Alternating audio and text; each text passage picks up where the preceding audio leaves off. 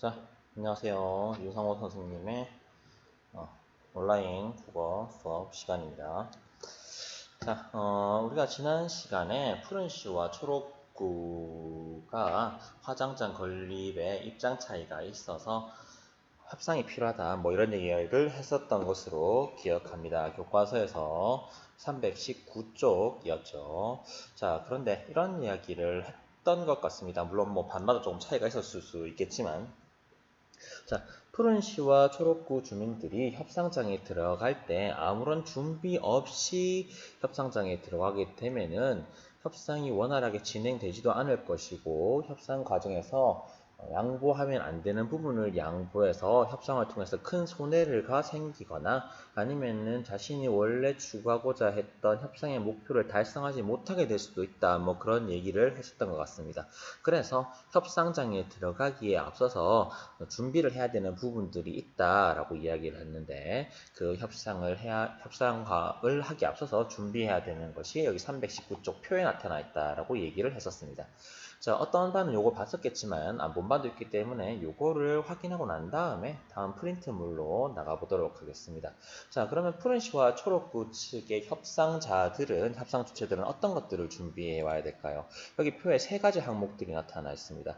양측의 입장은 무엇인가? 무엇을 대안으로 제시할 것인가? 최소 요구 사항은 무엇인가? 자, 이런 것들이 사전에 준비해야 되는 항목들이다 얘기할 수 있겠습니다.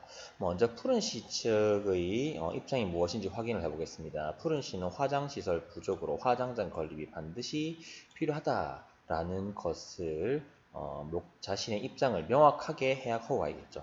그리고 초록구 하늘산 일대가 시설 건립에 최적이다라는 입장을 가지고 있습니다. 푸른시 측은 자신의 입장을 명확하게 하는 것도 중요하지만은 초록구의 입장이 어떠한 것인지 파악하는 것도 중요합니다. 왜냐하면 초록구의 입장이 어떠한지 알아야 그 입장에 맞는 대안을 미리 마련해 갈 수 있기 때문입니다. 자, 푸른시 측은 초록구가 푸른시의 추모공원 건립에 초록구 주민 80% 이상이 반대한다라는 것. 뭐 환경오염, 교통혼잡 등의 피해를 예상하고 있다라는 것. 이러한 것들을 미리 파악하고 그것에 맞는 대안을 준비해야 될 것입니다. 자, 여기에 바로 이어서 나오네요. 무엇을 대안으로 제시해야 할 것인가. 자, 푸른시 측은 초록구의 입장을 미리 예상하였습니다. 이렇게 예상이 된 바를 바탕으로 공해 발생과 에너지 소비를 최소화하는 시스템을 사용하고 공원 형태로 건립하여 주민에게 문화적 혜택을 제공하겠다는 대안을 준비해 가겠죠. 자, 대안을 준비한다라는 것은 대안이 될 수 없는 것, 양보할 수 없는 것, 최소 요구 사항 역시 설정할 수 있다라는 얘기도 합니다. 자, 푸른시 측은 화장로 15기 설치로 최소한의 화장시설을 확보해야 한다라는 것은 양보할 수 없는 부분이다라는 생각을 가지고 있는 것 같습니다. 자, 그러면은 초록구 측은 어떤 것을 대안으로 제시할 것인지 생각해 보겠습니다. 자, 우리가 대안이라고 얘기하는데 푸른시 측에서는 이러이러한 초록구 측의 염려에 대한 염려를 해소할 만한 대안을 제시한다라고 볼 수 있겠죠. 근데 초록구 측에서는 추모공원이 설립되면 본인들이 피해를 받기 때문에 대안이라는 표현보다는 어떠한 요구라는 쪽으로 설명하는 게 더 이해가 잘 될 것 같습니다. 하지만 이 교과서에서는 그러한 요구 역시 대안으로 포함시켜서 설명하고 있다는 점 알아두면 될 것 같습니다. 자, 초록구 측에서는 이러한 요구를 하고 있네요.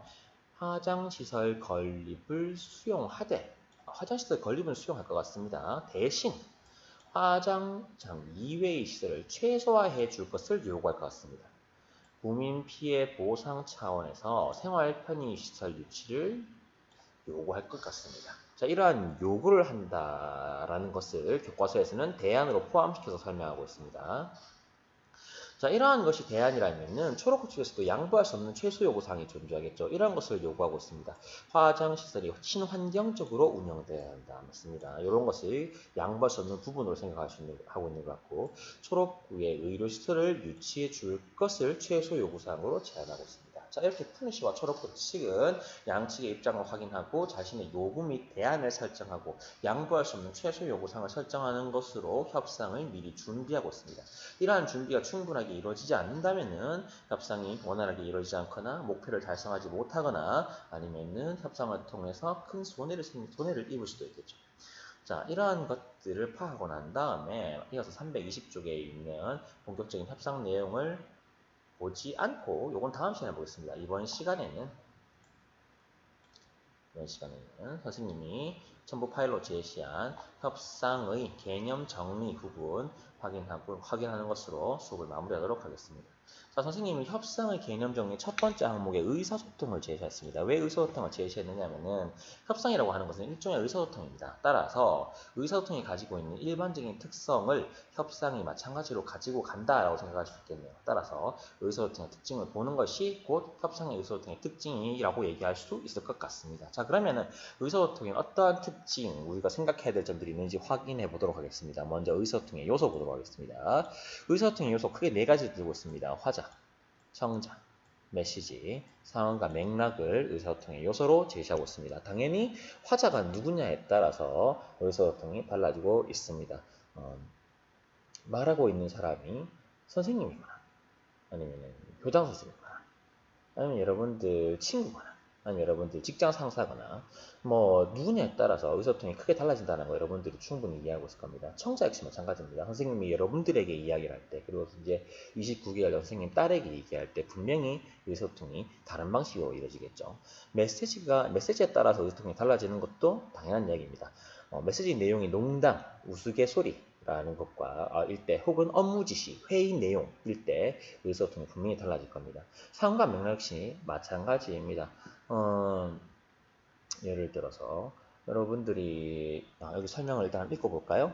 의사소통의 배경이 되는 환경, 시간과 공간, 화자와 청자의 관계, 시대적, 문화적 상황에서 영향을 가지리라는 거 충분히 알 수 있습니다. 이 상황과 맥락 요소도 여러분들이 충분히 잘 알고 있기 때문에 굳이 더 깊은 설명을 안 해도 상관없을 것 같습니다.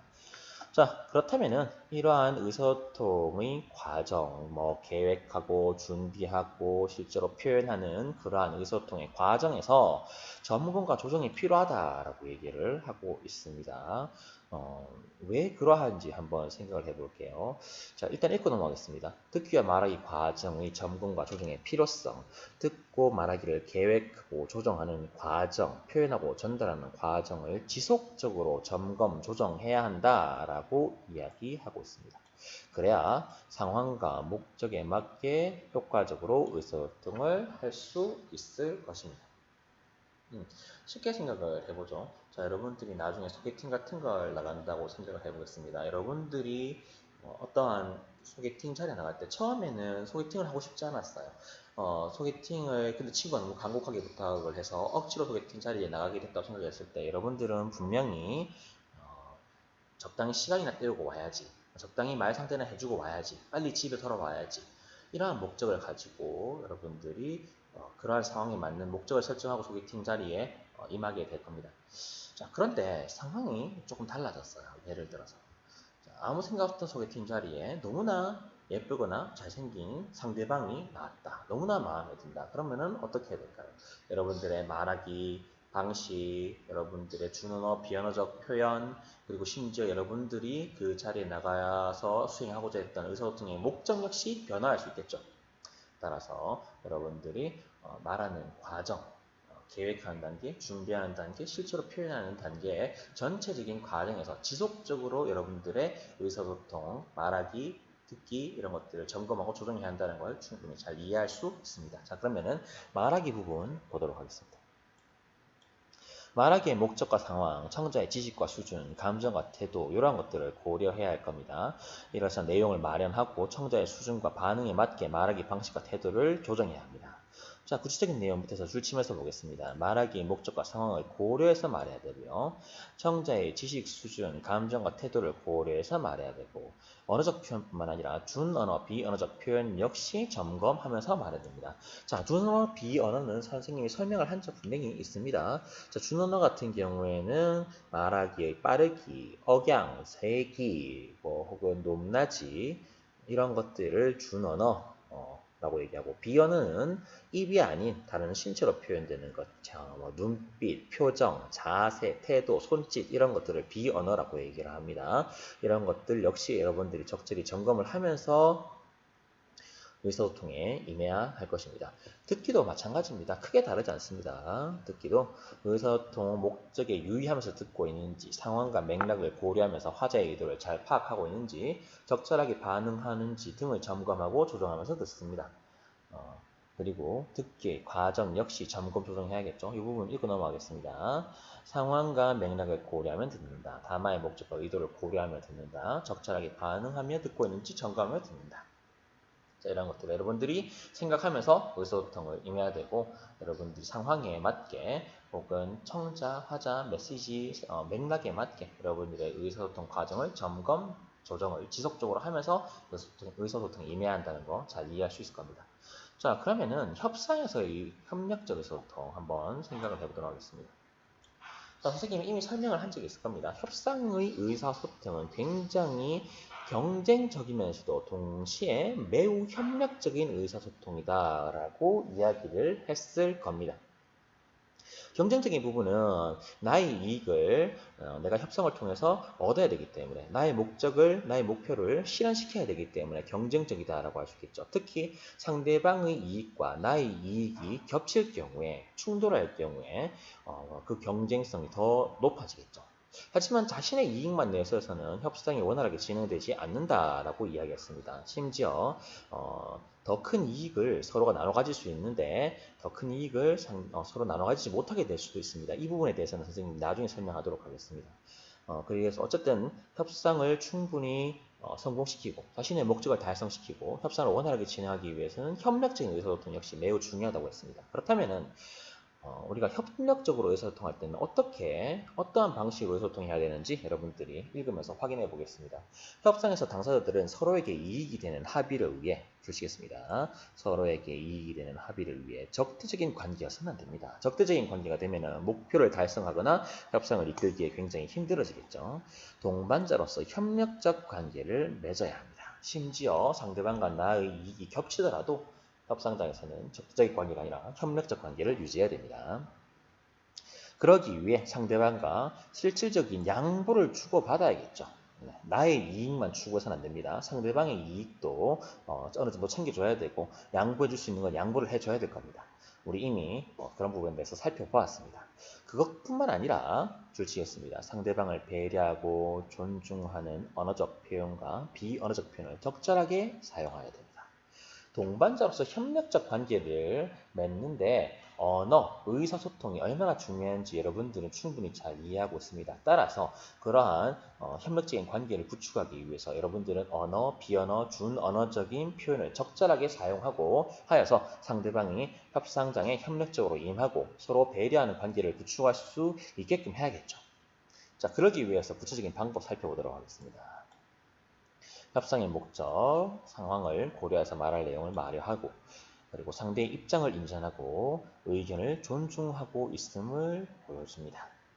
상대방의 이해를 도울 수 있는 정보를 추가로 제공해야 되고요. 상대방의 반박을 예상하고 이에 적절하게 대안해야 됩니다.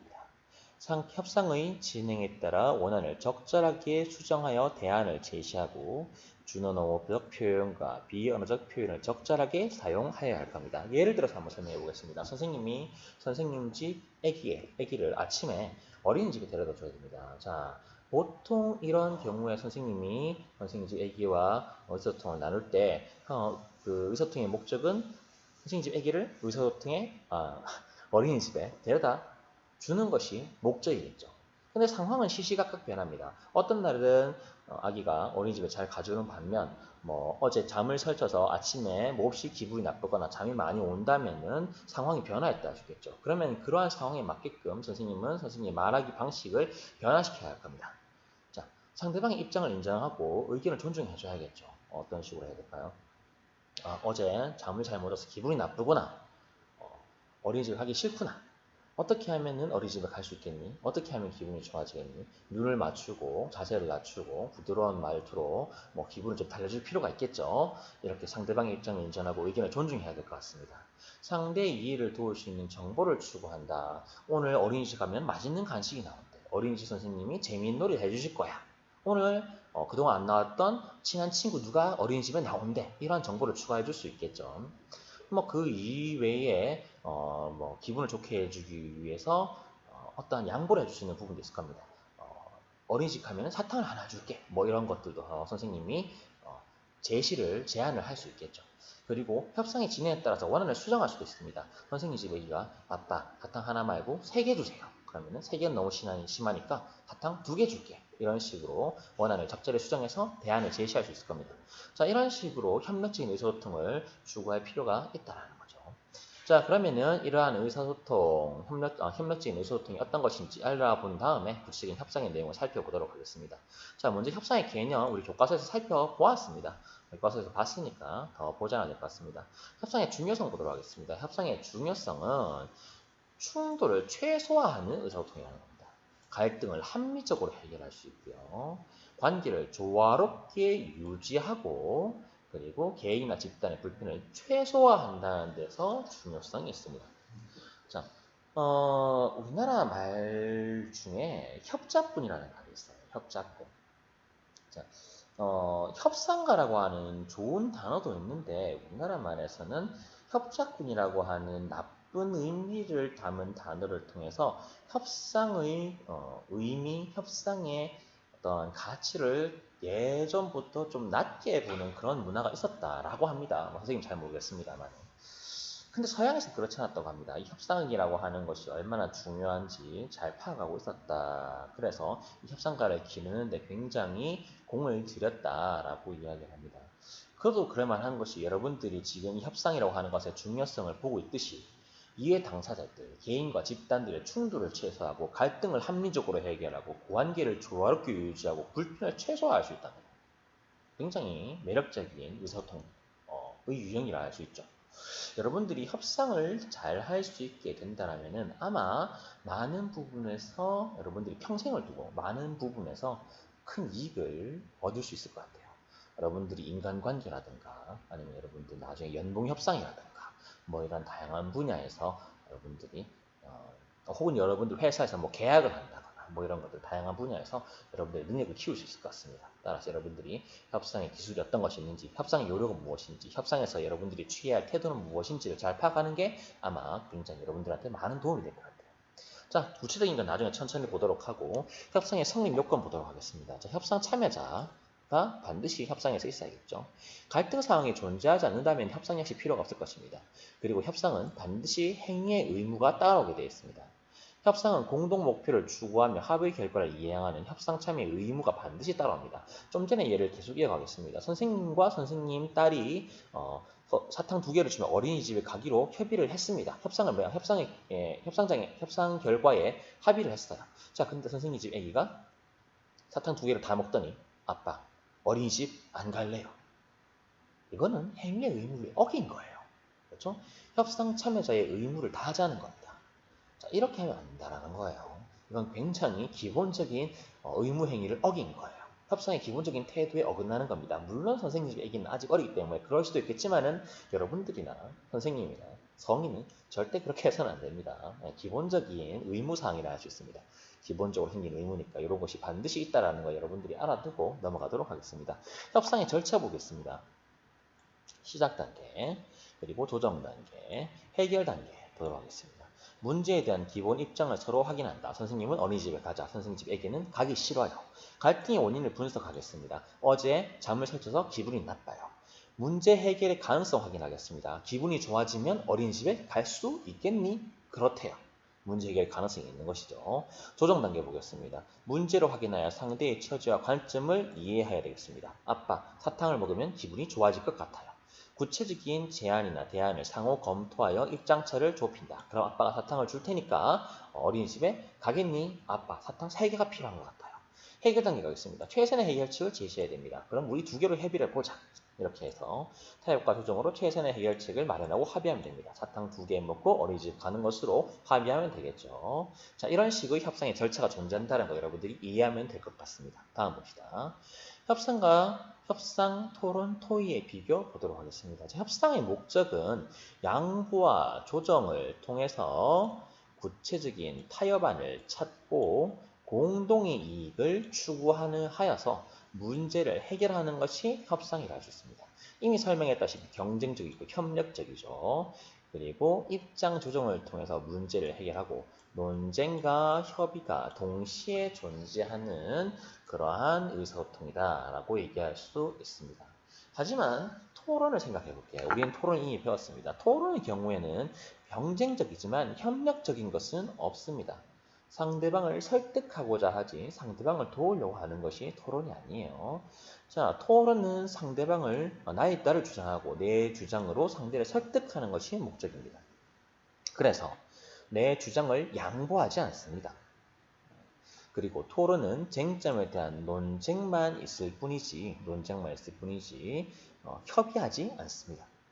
내 주장과 너의 상대방의 주장을 중간점을 찾아서 적절한 수준에서 조정하고 협의한다? 토론에서는 이런 것이 존재하지 않아요. 배워서 이미 알고 있을 것입니다. 자, 토의 같은 경우에는 협력적입니다. 그리고 정보와 의견을 충분히 교환합니다. 그리고 합의하는 것이 목적입니다. 자, 토의의 주된 예를 들자면은 여러분들 체육대회 하는 날을 위해서 여러분들이 반티 설정할 때 반티 정할 때를 생각해 보면 될 것 같습니다. 반티를 정할 때 여러분들은 반티를 정한다. 반티를 하나의 반티로 합의하는 것에 목적이 있습니다. 그것을 위해서 가격적인 정보라든가 배송이라든가 디자인이라든가 이런 것에 대한 정보와 의견을 나누는 것에 아무런 주저함이 없죠. 따라서 이러한 식으로 비교를 해보면은 적절한 협상이 어떠한 의사소통인지 조금 감이 잡힐 것 같습니다. 자, 협상 과정의 유의사항 보도록 하겠습니다. 선생님이 협상 과정을 전, 중, 마무리 이렇게 표현을 했는데 선생님이 협상 과정을 전, 중, 마무리로 표현했다고 해서 누가 협상의 과정이 어떠한지 물었을 때 전, 중, 마무리로 표현을 하지는 마세요. 이건 선생님이 설명하기 위해서 임의로 설정한 것입니다. 누가 협상의 과정, 절차를 묻는다면 전, 중, 마무리가 아니라 여기 있는 시작, 조정, 해결 단계로 표현을 해주세요. 자, 이게 협상의 절차입니다. 자, 요거는 협상의 유의사항을 표현하기 위해서 선생님이 임의로 설정한 겁니다. 자, 협상 전 단계에서 무엇을 유의해야 될지 보도록 하겠습니다. 자, 협상을 통해서 달성하고자 하는 목표를 분명하게 세우는 것, 그 다음에 최소 요구 사항을 확인해야 되고 그것에 대한 근거를 마련해야겠습니다. 자, 나의 주장, 나의 입장뿐만 아니라 상대방의 상황 주장도 예측해야 되고 그것에 대한 대안도 미리 마련을 해야겠죠. 준비한 내용이 다만 맥락과 상황에 어울리는지 검토해야 될 것이고 문제에 대해 상대방이 가지고 있는 상대 측의 문제에 대한 기본 태도 역시 여러분들이 파악을 해둬야 할 겁니다. 자, 협상장으로 들어가겠습니다. 협상 중에 상대방에게 내가 협력적으로 협상에 임하고 있다. 이 협력에 적극적으로 임하고 있다라는 것을 표현하기 위해서 적절한 속도, 어조, 표정, 몸짓 등이 사용돼야 할 것입니다.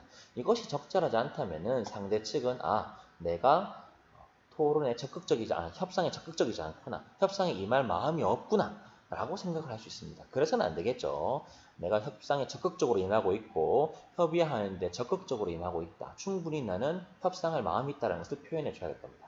자, 그 다음 상대 측의 의도를 잘 파악하고 적절히 반응해야 할 것이며 그리고 상대의 반응과 태도에 따라 자신의 말하기를 적절히 조절해야 합니다. 이에 대해서는 선생님이 계속 설명했었습니다. 상대의 발언을 경청한다. 너무나 당연한 얘기입니다. 상대의 처지에 대해 공감을 표시해야 할 것입니다. 그 다음 모두가 이익을 얻는 결과를 이끌어내야 할 것입니다. 물론 이 이익이 충돌한다면은 양보할 수 없는 부분이라면은 경쟁을 해야겠죠. 하지만 그것이 아니라면은 상대 측의 이익도 챙겨줘야 됩니다. 그래서 양자가 최대한 이익을 가져가는 것이 가장 이상적이라 할 수 있습니다. 이 부분에 대해서는 선생님이 다음 시간에 추가적으로 설명하도록 하겠습니다. 어쨌건 이러한 협력적인 태도로 협상에 임해야 되고 자, 그 다음 주장에 대한 근거 자료와 합당한 논리, 당연한 이야기입니다. 그리고 상대가 무리한 요구를 한다면 상대의 주장에 대한 오류나 논리적 취약성을 지적해서 최선의 합의안을 이끌어낼 수 있어야겠죠. 자, 협상 목표를 일관성 있게 유지해야 됩니다. 자신이 당초에 설정했던 목표가 어지간해서는 바뀌어서는 안 될 것 같습니다. 목표는 가능한 한 최대한 일관성 있게 변화 없이 유지해야 될 것이고 하지만 구체적인 분명 사탕을 3개 줄 것인지 2개 줄 것인지는 유연성 있는 자세로 임해야겠죠. 자, 이러한 것이 여러분들이 생각해 염두에 둬야 되는 협상 중에 고려사항이라 할 수 있습니다. 유의사항이라 할 수 있습니다.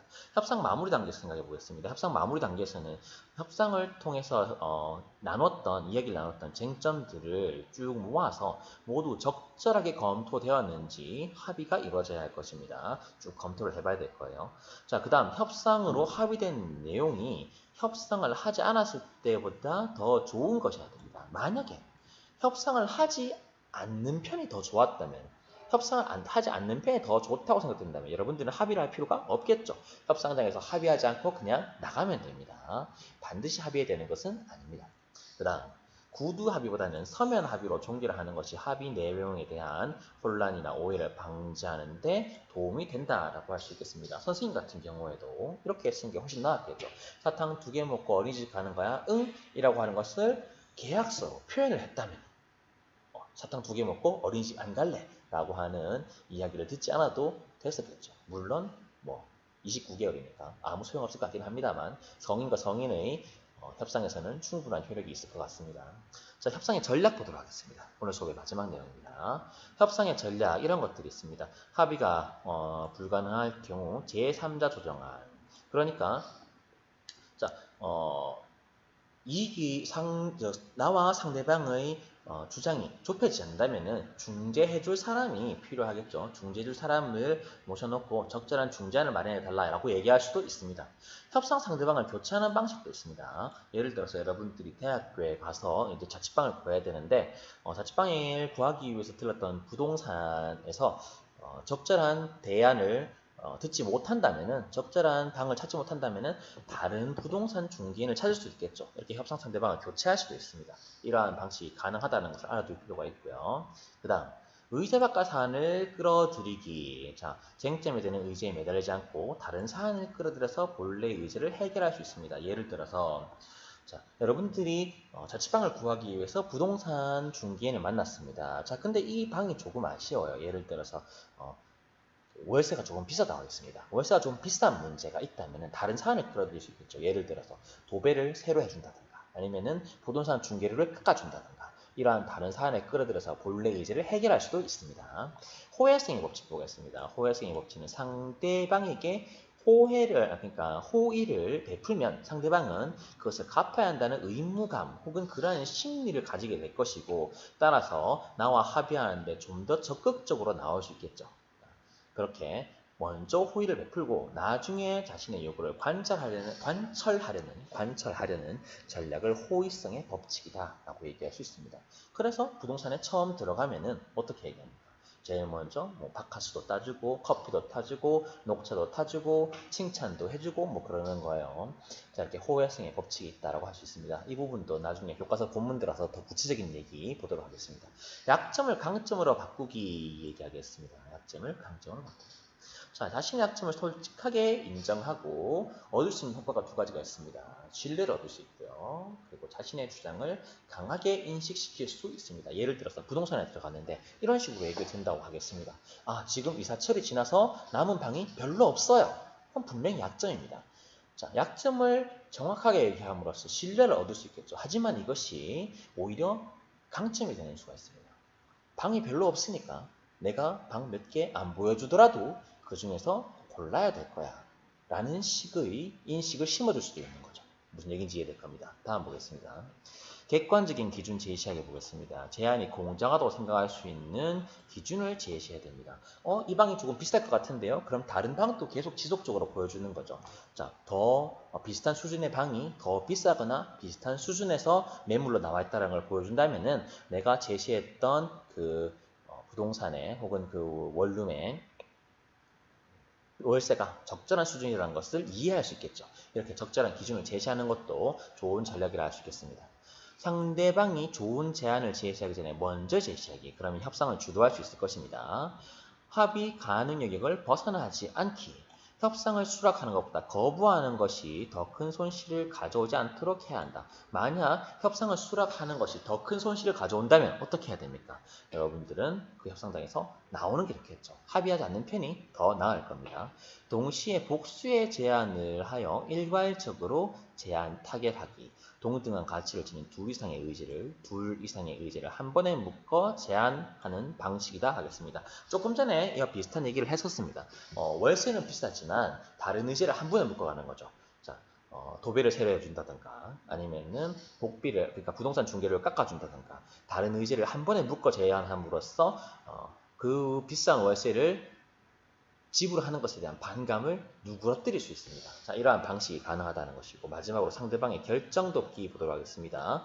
상대방이 자기 측 사람을 설득하도록 자신의 입지를 강화해주거나 상대방의 논리나 명분을 존중해주고 쉬운 해결안을 제시하는 등의 방법으로 상대방이 우리의 제안을 쉽게 받으려고 한다. 자, 여러분들 만약에 부동산 중개인을 찾아갈 때 여러분들 어머님과 함께 간다고 생각을 해보겠습니다. 그럼 부동산 중개인은 여러분을 설득하려고 하겠죠, 처음에는. 근데 여러분들이 그 방에 마음에 들지 않는다면 부동산 중개인은 여러분을 설득하는 것을 포기하고 여러분들 어머니를 설득하려고 할 거예요. 예를 들어서 이 상대방이라는 표현이 어머니라고 하겠습니다. 그러면은 어머니의 입지를 강화해 주는 거죠. 이런 식으로 가능할 겁니다. 이 방은 혹은 부동산은 어머니께서 많이 보셔서 경험이 많으셔서 아마 잘 선택하실 것 같아요. 이렇게 입지를 강화해 주거나 상대방의 논리나 명분을 중요하게 해주는 거죠. 어머니께서는 잘 알고 계실 거예요. 예를 들어서 뭐 방에 비가 새지 않는다거나 아니면은 창이 남쪽으로 나와 있다거나 이런 것이 방을 고르는데 중요한 기준이라는 거 잘 알고 계실 거예요. 라고 어머니의 논리나 명분을 존중해 주시는 그 부동산 중개인 측이 존중해 주는 거죠. 그럼 어떻게 될까요? 어머니께서는 부동산 중개인을 설득하는 것이 아니라 오히려 여러분들을 설득하게 될 수도 있습니다. 그래, 저 부동산 중개인분 말이 쓰니 맞아. 아까 방 보니까 천장도 깨끗해서 비도 안 새는 것 같고 도배도 깨끗하고 방도 깔끔하고 그리고 창이 남향으로 나와 있어서 햇볕도 잘 들겠더라. 그 방으로 하자. 라고 할 수 있겠죠. 이런 식의 협상 전략이 존재한다라는 것을 여러분들이 이해할 수 있을 것 같습니다. 자, 여기 방금 본 내용 중에서 우리가 다음 시간에 볼 본문 내용 중에서 적용할 수 있는 부분이 있다면 선생님이 적용하면서 설명을 해보도록 하겠습니다. 일단 오늘 수업 내용 여기까지 하도록 하고요. 여러분들 수업 듣느라 수고하셨고 그리고 태풍 피해 없도록 조심하도록 하고 다음 수업 시간에 보도록 하겠습니다. 이상입니다.